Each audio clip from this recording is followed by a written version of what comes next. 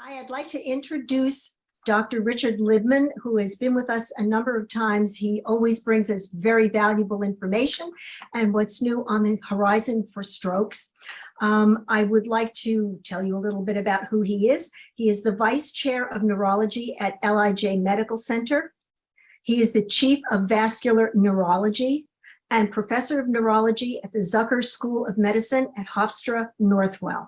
So good afternoon, Dr. Libman. I understand that you've got some new information about a new version of the TPA clotbuster drug that is very exciting and coming into a lot better usage these days. So go take it away. And thank you very much, Ginny, and hello to everyone.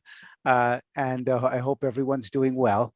And you are absolutely right. We've had TPA now since 1996 as the first proven effective treatment for stroke, as you know. And exactly as you said, it is the so-called clot-busting drug used very early, results in better outcomes for our stroke patients. As good as TPA is, there are a few what you might call minor disadvantages. One example of that is when we give TPA, we first want to just build up a certain level in the blood. So we give TPA quickly as a little injection over about a minute or so, and you just kind of inject it in. The trouble is that the amount of time that the drug lasts in the bloodstream is relatively short. And because of that, after you give that 1 minute injection of TPA, that's not going to hang around for too long. You want it to be around for a longer time. After you give that injection, you then have to attach an IV, and you then have to give the rest of the drug over an hour. And it has to go in a special way, very accurately in terms of the dose. And that means you just don't put it through a regular IV like running through a tube. You have to attach it to an electric pump. And the pump you set to deliver the drug at a very specific rate. And then you get the IV going, and it takes another hour to get the drug into the person or into the patient with stroke. And that presents all kinds of small problems that you may not think of. It's relatively simple if you're just sitting there and you're not going anywhere. But remember, a lot of our patients, after they get TPA, the clot-busting drug, may also be eligible to be transferred to one of the few centers here or there that do more aggressive treatment for stroke, where you put catheters right up into the person's brain, pull out blood clots. That's only done at certain selected centers, which are called comprehensive stroke centers. For example, there are a few in the Northwell system, which is a huge system, and there are a few around the state and, of course, around the country, but not many.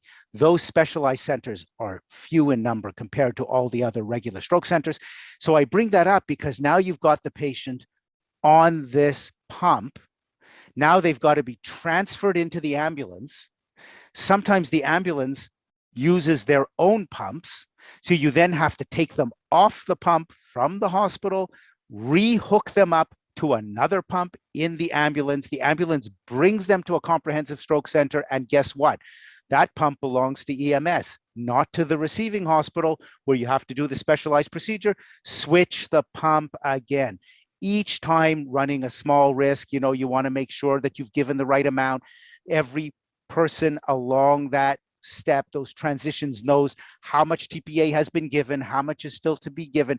You have to give the exact right dose. You have to make sure each of those pumps is working properly. Sounds so tedious and ridiculous, something that most people don't think of, and something I never brought up before.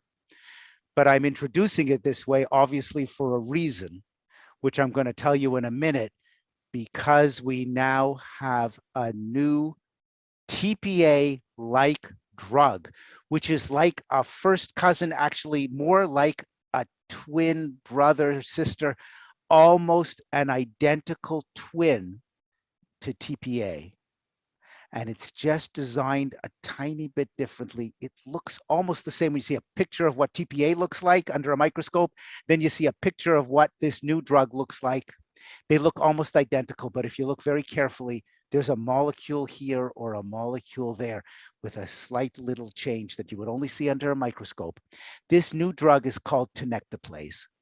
Tenecteplase as opposed to alteplase. Alteplase is the general name for TPA. That is the TPA we've been using since 1996.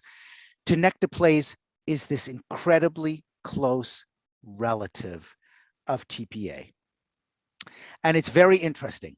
Why would we even think about it? And, how come it just cropped up? And why did we suddenly decide that this new TPA called tenecteplase might be an even better choice for our stroke patients? Like, where did it come from? Just like a jack in the box sort of popping out of nowhere.